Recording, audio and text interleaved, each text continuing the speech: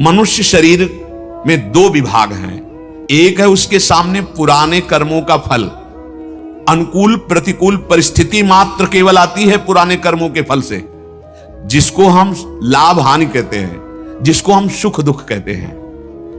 और दूसरा है नया कर्म। नए कर्म के अनुसार हम अपने भविष्य का निर्माण करते हैं। पशु पक्षी देवता ये नहीं, वहां केवल क्षीण हो रहा है, पाप क्षीण हो रहा है, पुण्य क्षीण हो रहा है। यहां हमारे सामने दो परिस्थिति आती है, एक अनुकूल एक प्रतिकूल, जो हमारे पाप और पुण्य के अनुसार जो शरीर बना है उसके भोगने में। अब हम स्वतंत्र हैं, हम उन परिस्थितियों में पिसे नहीं। दुख आ गया है तो हम पशु की तरह उसमें डूब न जाएं, अनुकूलता आ गई तो हम पशु की तरह इतने फूल न जाएं कि प्रभु को भूल जाएं, हमारा कर्तव्य क्या है इसको भूल जाएं। प्राय ऐसा ही होता है, हर्षित हुए तो इतने हर्षित हुए कि भूल गए, और दुख पड़ा तो इतने दुखी हुए, शोकित हो गए कि जीना मुश्किल हो गया। ये अध्यात्म का प्रवेश नहीं हुआ आपके हृदय में ज्ञान का, इसलिए ऐसा है। आप कौन है समझिए, आपको कौन सी योनि मिली है। इस योनि की वंदना देवता भी कहते हैं। बड़े भाग मानुष तन पाओ, सुर दुर्लभ, देवताओं को दुर्लभ। तो भाई क्या भोग तुम्हारे पास श्रेष्ठ है जो देवताओं के पास उनको दुर्लभता। यहां का कोई बहुत अच्छा जितेंद्रीय मनोनिग्रही वहां का थोड़ा सा एक भोग उपस्थित हो जाए तो विचलित करने की सामर्थ्य रखता है। क्या भोगों के भोगने के कारण इसको कहा गया क्या कि सुर दुर्लभ? नहीं, भगवत प्राप्ति के लिए नवीन अनुष्ठान करके, सारे संचित कर्मों को भस्म करके, और हम अपने प्रारब्ध को सहने की क्षमता प्राप्त करके इस जन्म को आखिरी जन्म करें। ये मनुष्य जन्म का भविष्य का निर्माण कैसे होगा? शास्त्र और संतों के संग से। दो पर रुचि नहीं रह गई आज की समाज की।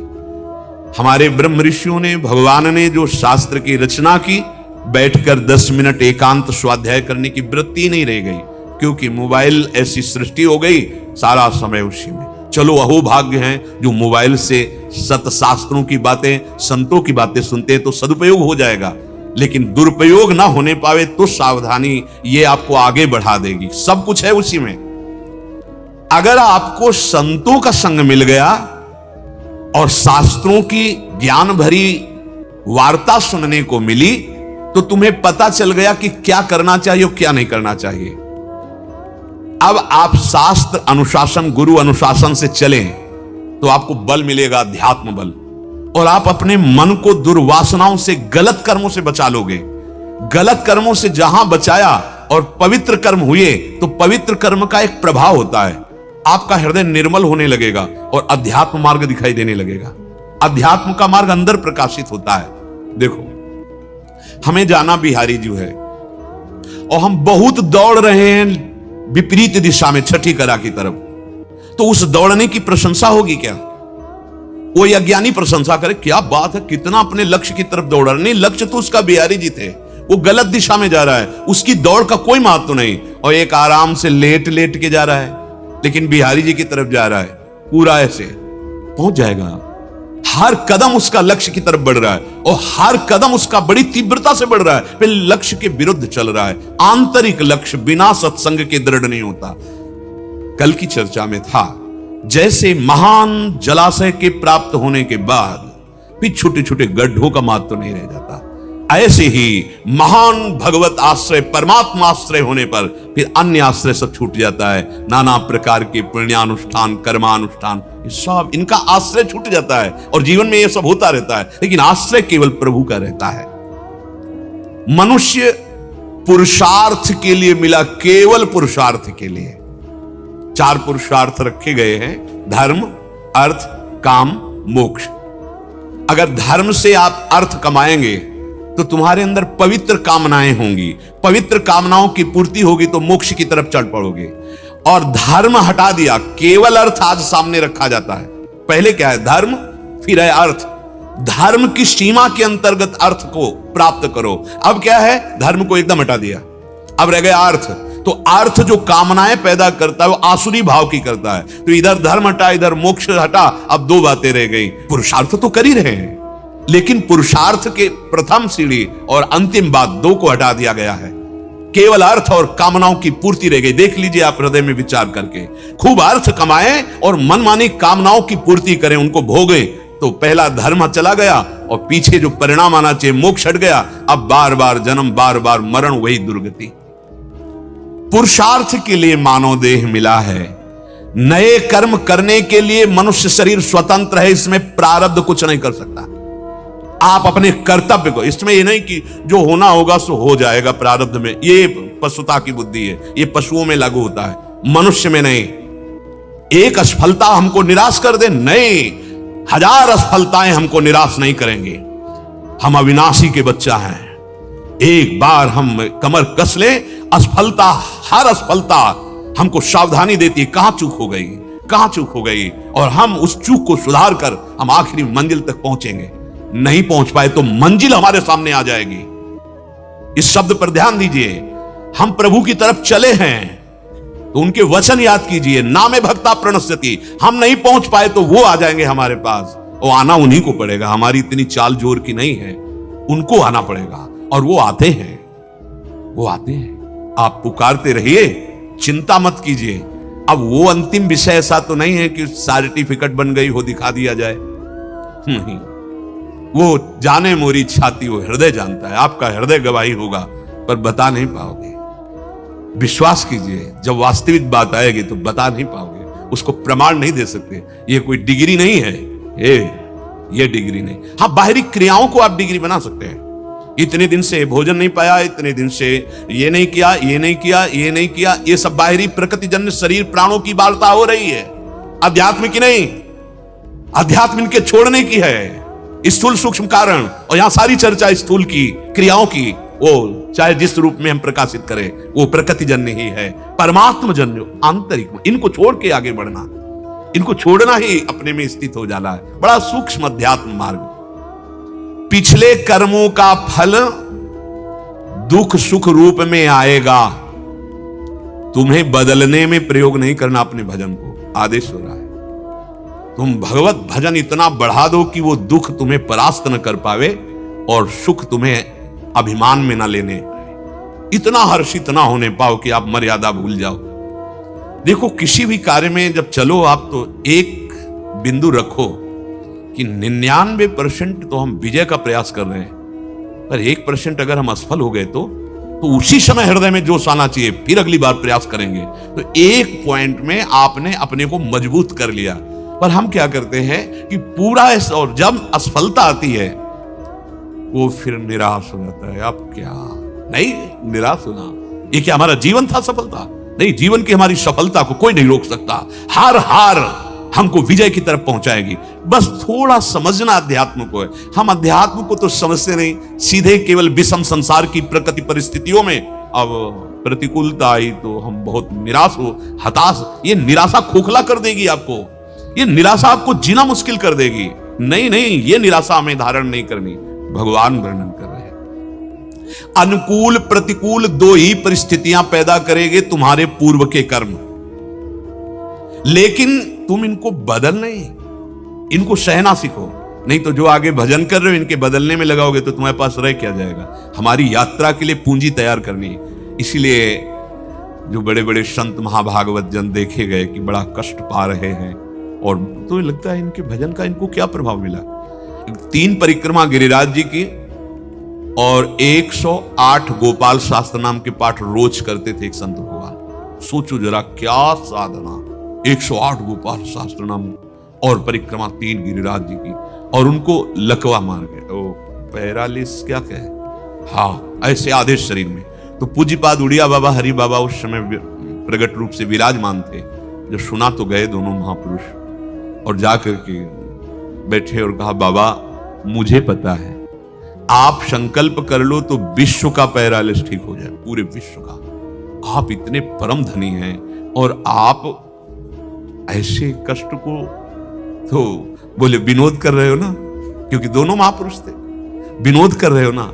अरे बाबा, मच्छर मारने के लिए ब्रह्मास्त्र का प्रयोग नहीं होता, ये तो शरीर में आया है भोग लेते हैं, इसके लिए भजन का प्रयोग नहीं।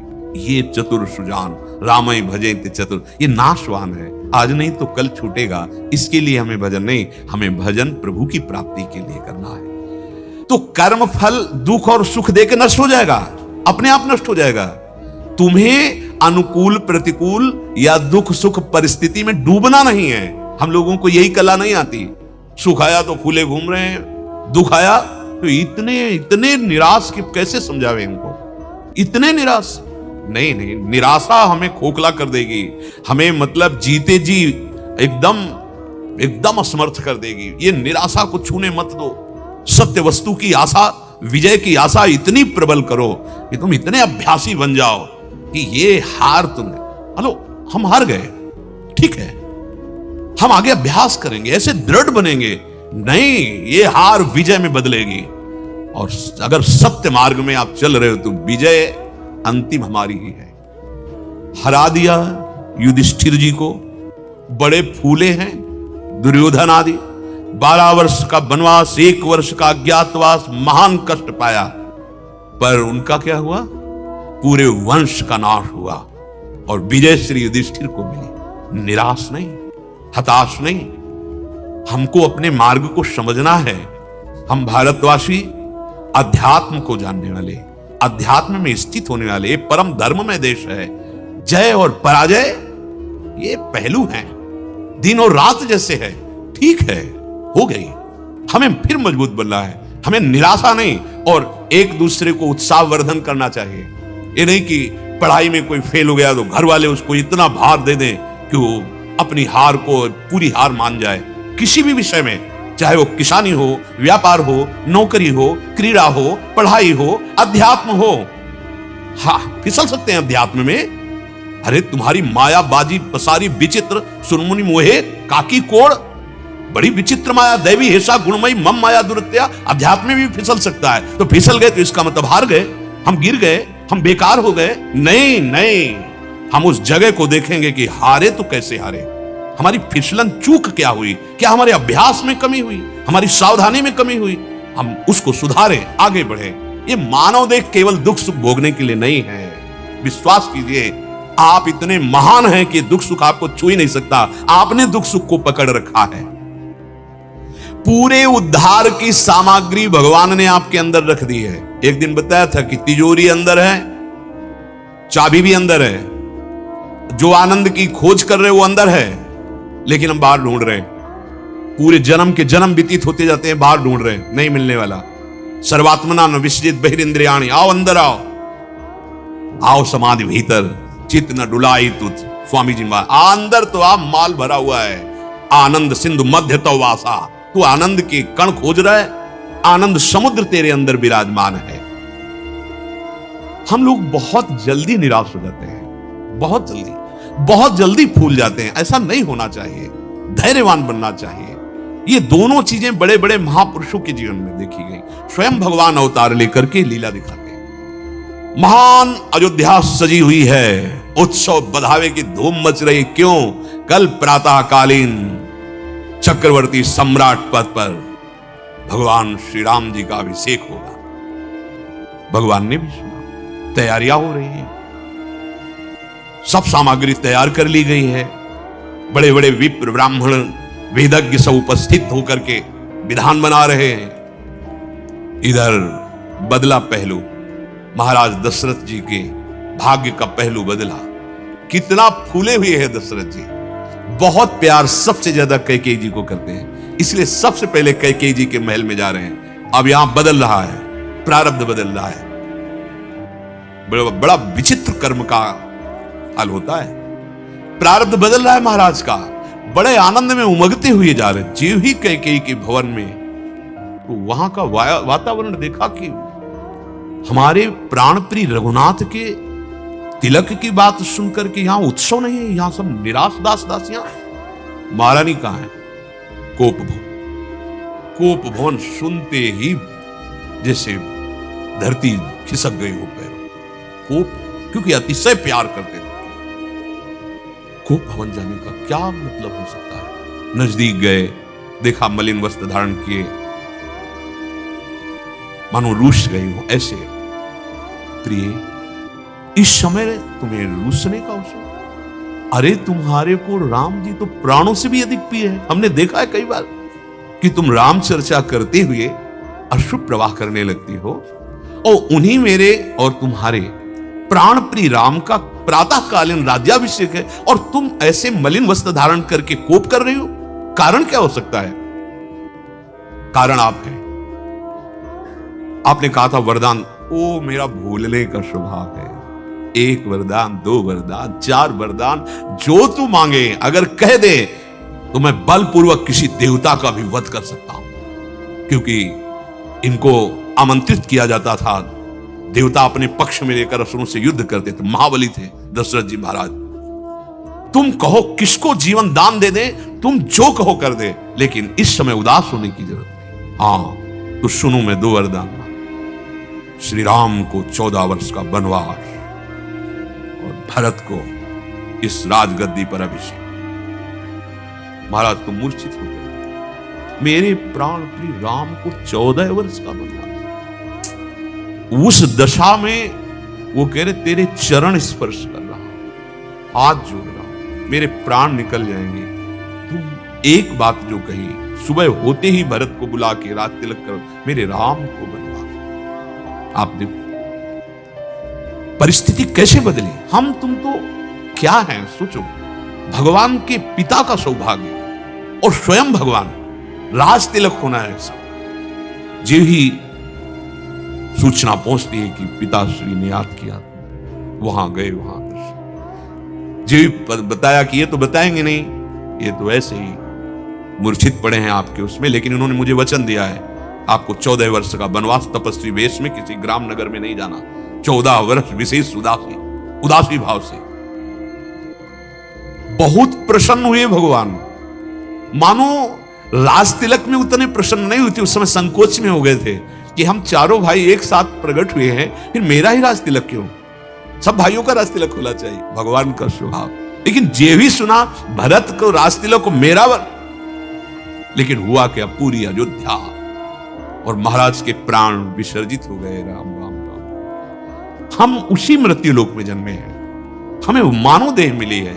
ये दुख सुख आएगा, आप इसके प्रति सावधान पहले से रहें। सुख में इतने न भूल जाएं कि आगे दुख आने वाला है, दुख में इतने न डूब जाएं, चिंता मत करो आगे सुख आने वाला है। और हमें तो लगता है कि ऐसे बलवान बनो कि ये सुख दुख का सदुपयोग कर लो। दुख आया है, भगवान ने कृपा की, मेरे किसी पाप का मोचन हो रहा है और हम नाम जप करके उसे सह लेते हैं। सुख आया है, उसे 4 लोगों की सेवा में बांट देते हैं। भगवान ने मुझे सौभाग्य दिया है तो 4 मिल करके उस सुख का उपभोग। अगर हम उसके भोक्ता बनेंगे तो दुख का भोग हमें करना ही पड़ेगा। एक विशेष बात समझने की है कि मनुष्य जीवन में प्रारब्ध के अनुसार जो शुभ या अशुभ परिस्थिति आती है, जो सुख और दुख प्रदान करती है, वास्तव में देखा जाए अगर आप उसका भोग ना करें तो ये सुख और दुख आपको व्यापेंगे ही नहीं। अरे जब किसी अग्नेय अस्त्र, वरुणास्त्र, वायुआस्त्र, दिव्यास्त्र की पहुंच नहीं है आप तक, तो सुख दुख कैसे पहुंच जाएंगे? हम लोग उसके इतने भोक्ता बन चुके हैं कि यही हमारा जीवन हो गया है। थोड़ी सी व्यापार में हानि, हम अपने प्राणों को त्याग देते हैं। एक फसल नष्ट हो गई तो हम अपने को एकदम जीवन व्यर्थ समझ लेते हैं। एक क्लास में हम फेल हो गए तो नहीं भाई नहीं, ये जीवन अमोघ पदवी प्राप्त कराने के लिए तुम कहां छोटी छोटी विषयों में फंसकर आप इतने निराश हो गए। हर विजय प्राप्त होगी, आप विश्वास करो। केवल आप थोड़ा अध्यात्म को समझें, थोड़ा धैर्यवान बने। दुख की बात कहो तो देखो, देवकी वसुदेव जी भगवान के माता पिता बनने का सौभाग्य प्राप्त। सर्वलोक महेश्वर पधार रहे हैं, लेकिन कहां? कड़े शासन में राक्षसी प्रवृत्ति के पहरेदार कंस के हथकड़ी बेड़ी जकड़ी हुई। आ कौन रहे? समस्त भवबंधन से मुक्त करने वाले प्रभु। ऐसा तो किसी का जन्म नहीं होता होगा। विचार करके देखो, भगवान स्वयं जब अवतरित हुए हैं तो लीला करके दिखाया है, यहां 2 पहलू हैं, दुख और सुख, दोनों देखने को मिले। भगवान स्वयं विजयश्री हैं, लेकिन रण छोड़ भी नाम पड़ा है। लीला करके दिखाया है।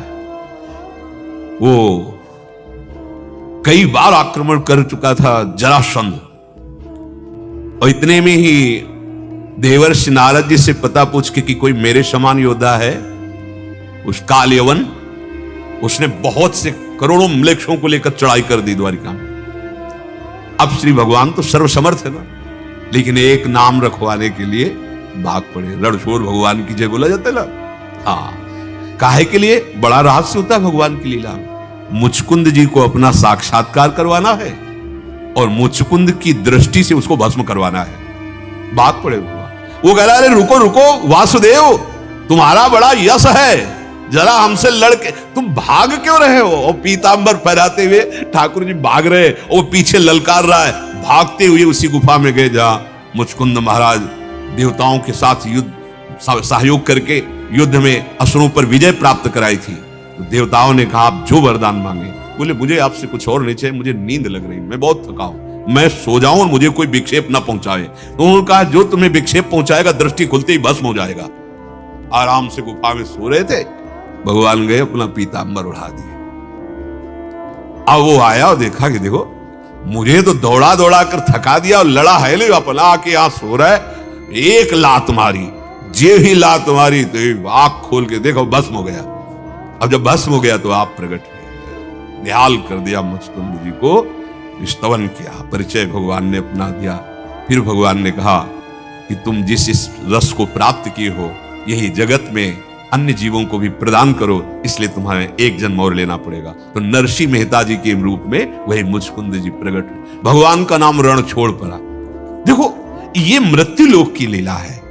जब आप पर्दे पे कोई सीन देखते हैं तो उसमें सुख दुख का अनुभव नहीं करते हैं। आपको पता है झूठा है, ये झूठा खेल चल रहा है। तुम सच्चिदानंद प्रभु के सच्चिदानंद अंश हो, तुम इस झूठे खेल को इतना सत्य मान लेते हो कि आप इतना दुखी हो जाते हो, इतना निराश हो जाते हो। नहीं, इसीलिए अध्यात्म की जरूरत है। हर बुद्धि में अध्यात्म योग होना आवश्यक है। अगर बुद्धि में अध्यात्म योग नहीं है तो ये बहुत दुखी करता है संसार।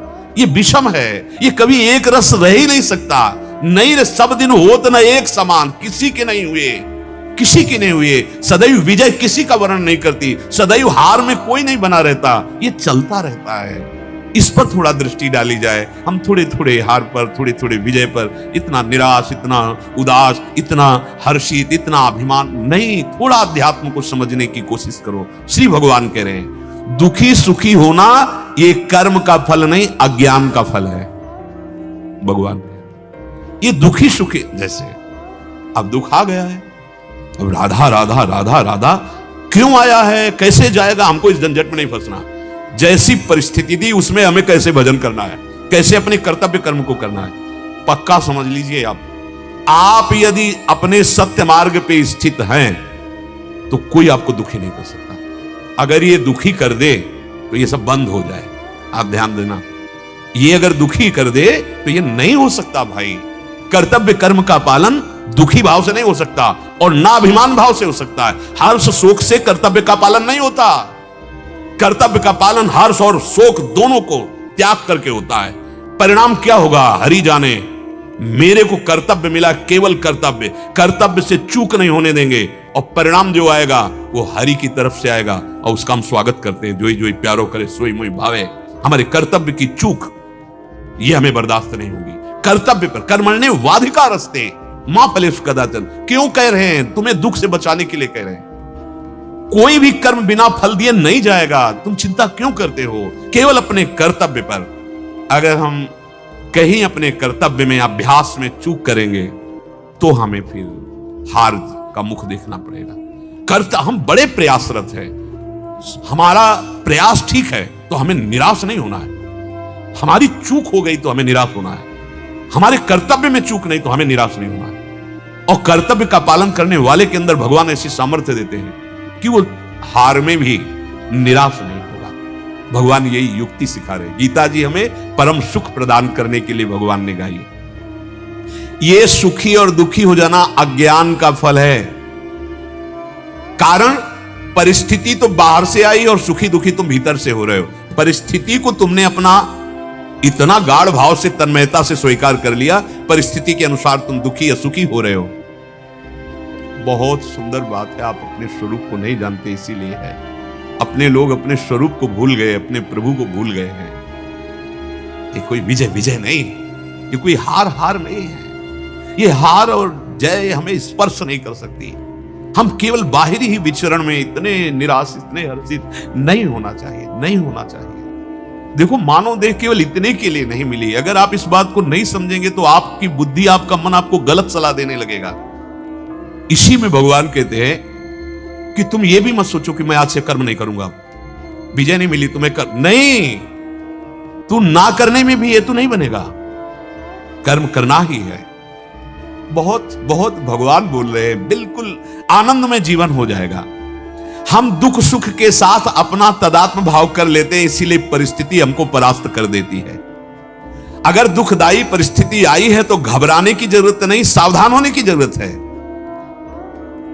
हमसे क्या चूक हुई है, कोई पूछे। अब जैसे तो हमसे कोई पाप हुआ, हमसे कोई चूक हुई, उसका परिणाम है। भीष्म जी बाणों पे हैं, हाँ कोई चूक हुई पर हमें नहीं दिखाई दे रही, तो भगवान उनको दिखा रहे, देखो ये चूक हुई है, हमसे चूक हुई है। चूक होना भी स्वाभाविक है।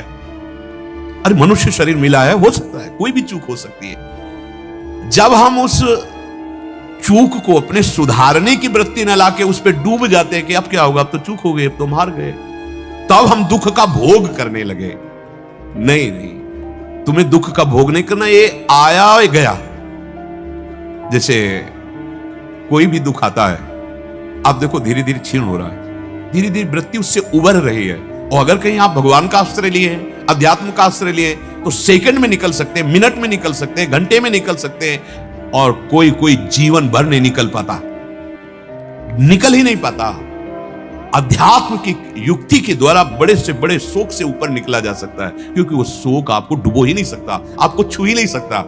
आप शोक को पकड़ लिए हैं, इसलिए आप दुखी हो रहे हैं।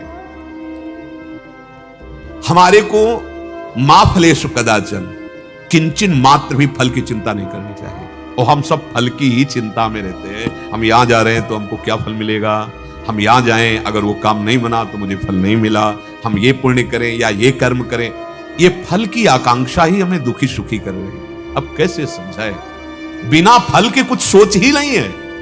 अगर हमारी कोई सोच भी बनती है तो उसका फल क्या होगा।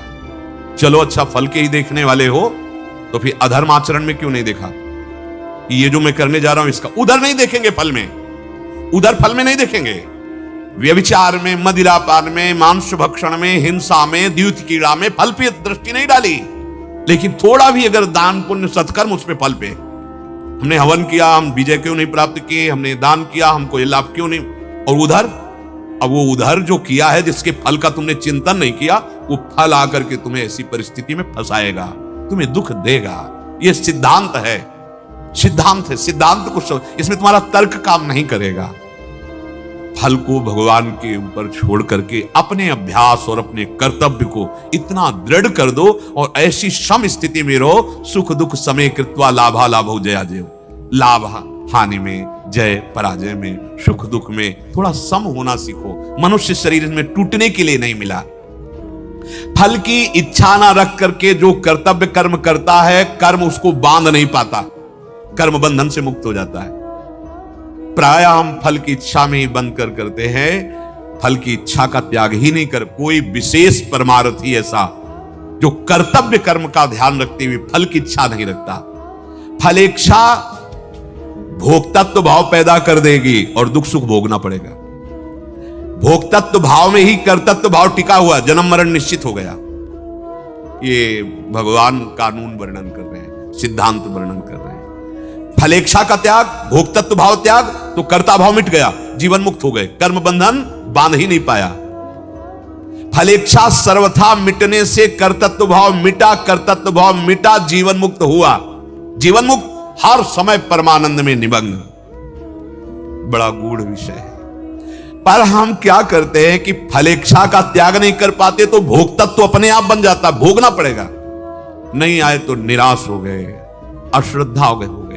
हम कई बार प्रार्थना करते हैं कि कर्म करके फल को भगवान के ऊपर छोड़ दो। ठीक समझो, जो निर्णय होता है वो हमारे ही अभ्यास और कर्म का होता है, पक्का समझिए। कहीं भी कोई विजय प्राप्त करता है, उसका अभ्यास बहुत दृढ़ हो गया है, वो अभ्यास से आगे निकल रहा है। अभ्यास, उसमें आप ऐसी भावना न सोचे कि हम कोई ऐसा दान पुण्य की, वो एक अलग कर्म बन गया, वो आपका एक अलग कर्म बन गया। नहीं, आपकी अश्रद्धा हो जाएगी प्रभु में। हम अभ्यास से जो हमें जीतना है उसको हम सोचे कि यहां दान कर देते हैं और वहां हम विजय प्राप्त कर लेंगे, तो एक ही नया कर्म, शुभ कर्म आपका फलीभूत होगा आगे, लेकिन वर्तमान में वहां अभ्यास काम करेगा आपको। हम कभी गोली नहीं चलाई, जानते ही नहीं। अब हम मनाए कि प्रभु ये निशाना हमारा जो है ठीक लक्ष्य पे लग जाए, अभ्यास करो। और निशाना नहीं लगा तो हमें अश्रद्धा हो जाए, भगवान हमने कहा था तुमसे कि निशाना सही लग जाए। ऐसी मूर्खता, ऐसी अज्ञानता नहीं करनी है। जो अभ्यास, अर्जुन को क्या बोल रहे हैं भगवान? अभ्यास योग युक्त, सामने खड़े हैं सरकार। अभ्यास योग युक्त है ना, चेतसा नान्यगामिना, लक्ष्य पर आपकी दृष्टि रहे, दृढ़ अभ्यास रहे। बस यही बात समझिए। चाहे परमार्थ हो, चाहे पढ़ाई हो, चाहे व्यापार हो, चाहे नौकरी हो, चाहे कोई क्रीड़ा हो, अभ्यास, प्रमाद स्थिति नहीं, भोगों में मनोरंजन नहीं, अभ्यास। अभ्यास विजय दिलाएगा। यही अभ्यास भगवत स्वरूप है। भगवान की प्राप्ति के लिए भी कहा है कि मन को यदि मेरे में लगाना है तो दो उपाय हैं, वैराग्य और अभ्यास। अभ्यास में बाधा देने वाले से राग रहित हो और अभ्यास में दृढ़ हो जाओ। क्या नहीं प्राप्त हो सकता, क्या नहीं हो सकता। हमारी अभ्यास की इतनी प्रवीणता बन जाए कि जिस लक्ष्य पे हम लगे उसको हम पार करें, उस पर हम पहुंचे, निराश होने की जरूरत नहीं। श्री भगवान कह रहे हैं कर्मों में निष्कामता सिद्धि है, पर बहुत कठिन है। हम कोई भी कर्म बिना कामना के करते ही नहीं है, इसलिए बंधते चले जाते हैं। अभी अध्यात्म है, समझ, बिना फल दिए जाएगा ही नहीं, तुम्हें कामना करने की जरूरत ही नहीं है।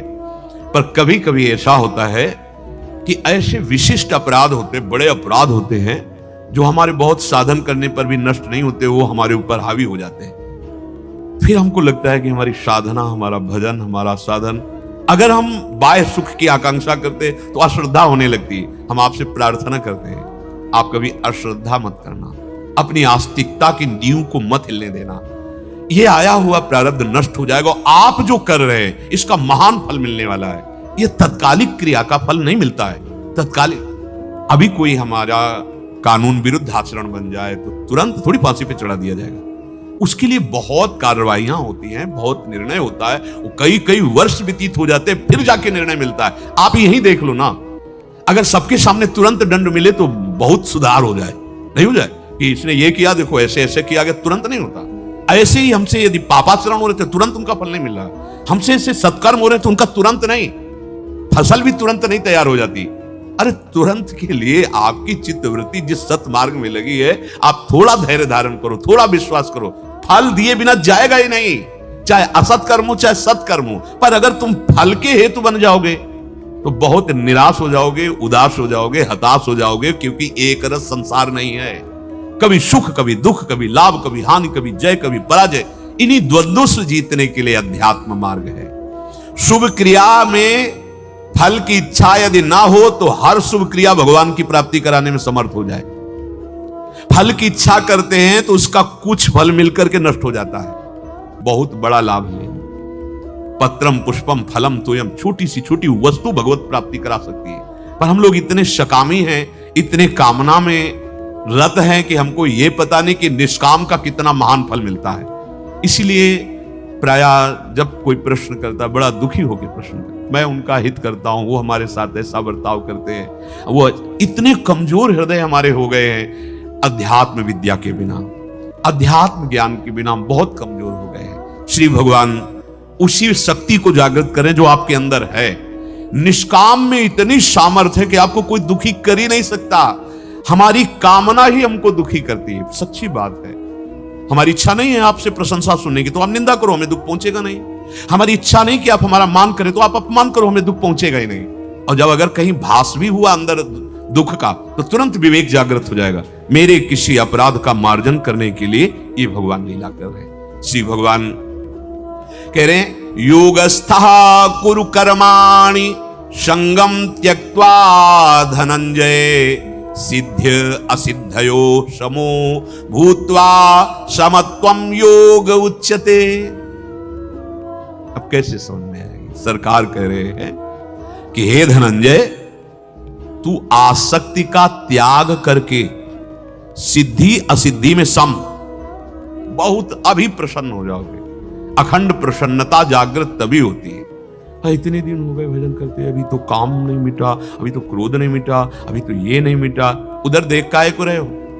उधर देखो प्रभु की तरफ, जिधर लक्ष्य बनाया है, राधा राधा राधा राधा। हम सत्य पे चल रहे, असत चेष्टा होने नहीं देंगे। और ये जो मन में कूड़ा करकट जागृत हो रहा है, जागते रहो, देखते हैं अपने आप नष्ट हो जाएगा, अपने आप समन हो जाएगा। भगवान आदेश कर रहे हैं, सिद्धि असिद्धि में संगम त्यक्त्वा। किसी भी कर्म को हम एकदम तदात्म भाव से करते हैं, अब तो ये मिलेगा ही, नहीं मिला फिर हालत क्या हो जाती है? भगवान युक्ति दे रहे हैं बचने के लिए। कर्म तो करना ही पड़ेगा, बिना कर्म किए कोई एक क्षण भी नहीं रह सकता। और वो कर्म हमें बांधता है, किससे? आसक्ति से, फल इच्छा से। तुम परमानंद स्वरूप हो, अगर कर्म बंधनों से मुक्त हो जाओ तो अभी निहाल हो जाओगे। कोई बाहरी सुख की जरूरत नहीं, अपने अंदर इतना सुख भरा हुआ है। भगवान के संगम त्यक्त्वा। किसी भी कर्म में, किसी भी कर्म के फल में, किसी भी देश, घटना, परिस्थिति, व्यक्ति, अंतःकरण, बहिकरण में यदि आसक्ति ना हो तो अभी जीवन मुक्त हो जाओ। अब यही समेटना कठिन पड़ रहा है। हम लोग बिखर गए हैं। बिखर गयो मन सिमटत नाही, इंद्रिन लीन हो जीत। अब अध्यात्म का पता नहीं, इसलिए बातें समझ में नहीं आती।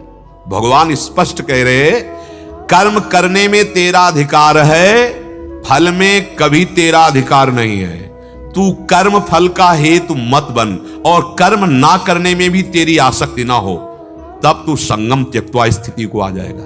अगर कोई व्यक्ति मिलता है तो उसका प्रभाव हमारे ऊपर पड़ता है, कोई पदार्थ देखते हैं उसका प्रभाव पड़ता है, कोई घटना देखते हैं उसका प्रभाव पड़ता है। ये कैसा तुम्हारा हृदय हो गया? हर संग का प्रभाव तो दुखी सुखी चिंतित क्लेशित अशांत जित संग दोषा, वास्तविक तेरी स्थिति है। कोई भी तुम्हारे स्वरूप को स्पर्श नहीं कर सकता। अब भूल के स्वरूप को देह में लगे हुए, हर वस्तु आसक्ति कर रही, हर कर्म आसक्त, हर व्यक्ति आसक्त कर, हर घटना आसक्त कर रही। इस पर विचार, जो पवित्र थोड़ा भजन हो रहा है, बुद्धि पवित्र हुई, वही समझ सकते हैं। ये अंतःकरण या बहिकरण ये तू नहीं है, तेरी आसक्ति हो गई, इसीलिए तू दुख सुख भोग रहा है। वास्तविक तू निर्लिप्त है, निर्लिप्त हो जा। अंतःकरण धर्म में आसक्त, शरीर में आसक्त, इसीलिए दुखी सुखी एक एक वृत्ति जलाती है। बहुत विचित्र खेल है। छोटी छोटी बात, छोटे छोटा विषय एकदम चित्त में ऐसा छा जाता है, अब क्या।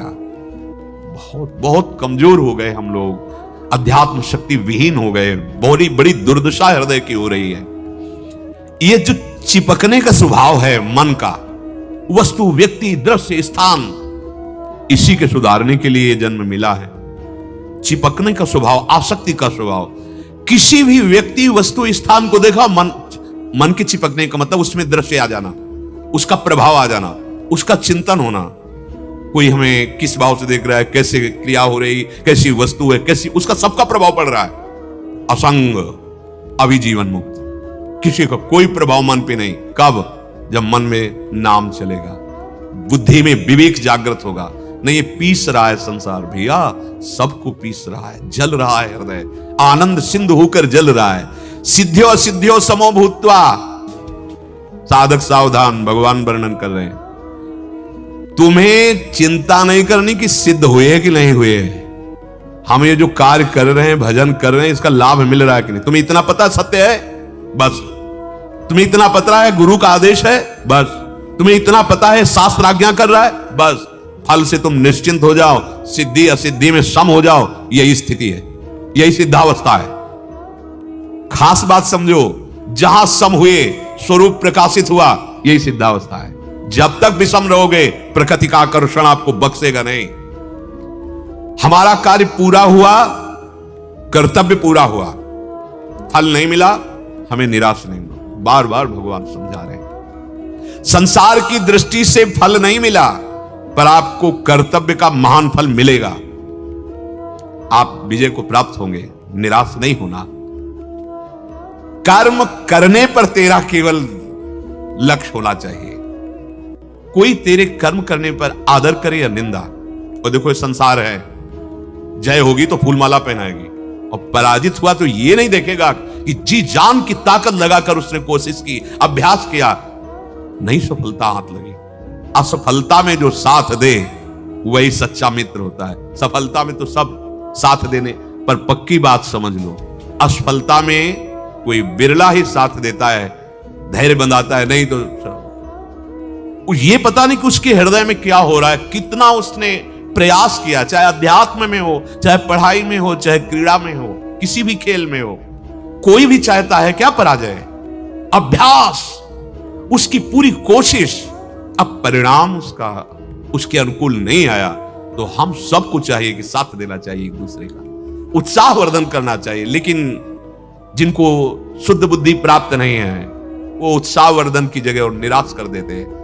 बच्चा फेल होके आया, अगर माता पिता इतने पैसे लगा दिए, तो खिलवाड़ में समय नष्ट किया, फेल हो गया, और वो वैसे उसके मित्र जो पास हो गए, वो वैसे ही ऐंठ के चल रहे थे, वो वैसे ही दुखी हो रहा था, अल्पबुद्धि, और ऊपर से आकर आपने, और अब वो क्या, उसकी निराशा कहां पहुंचा देगी उसको। ऐसे किसी भी विषय में सबसे प्रार्थना है, कोई भी पराजित हो रहा हो, उठाने की कोशिश करो, उसको उस पराजय के दुख से निकालने की कोशिश करो, उसको सहयोग दो, मानसिक सहयोग दो, वाणी का सहयोग दो, तभी हम वास्तविकता में मित्रता का व्यवहार, तभी हम एक दूसरे को सुख पहुंचा सकते हैं। पर प्रायः ऐसा नहीं देखा जाता, असफलता पर सवरे नहीं भाई, कोई नहीं चाहता असफलता। कौन चाहता असफलता? पूरा प्रयास करने पर यदि असफल हुआ है तो पूजनीय है, प्रशंसनीय, उसकी प्रशंसा करो, तुमने बहुत प्रयास किया, निराश होने की जरूरत नहीं। ये अभ्यास, ये प्रयास, एक दिन सफलता तुम्हारे चरण चूमेगी, तुम्हें निराश नहीं होना।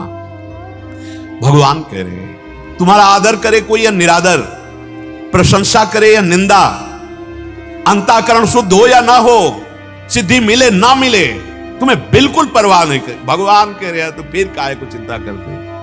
तभी तो शरणागत मस्त रहता, निश्चिंत रहता। महाराज आपकी नाव में बैठ गए, देखना, पर यहां नाव का परिचय ही नहीं है, इसीलिए हम निराश हो जाते हैं, हताश हो जाते हैं, दुखी सुखी हो जाते हैं। बहुत सुंदर मार्ग है भगवान का आश्रय, निहाल कर देते। सच्ची कहते, भगवान का आश्रय ना हो तो फिर वो दुर्गति होती है, अंतर में होती है। सब सुविधाएं, लेकिन जल रहा हृदय, उसको कैसे शांत करोगे? एसी नहीं शांत कर पाएगी, ठंडा जल नहीं शांत कर पाएगा, विचार शांत करेंगे। और वो विचार बाजार में नहीं मिलते, वो भगवद आश्रय से आते हैं, भगवद आश्रित से।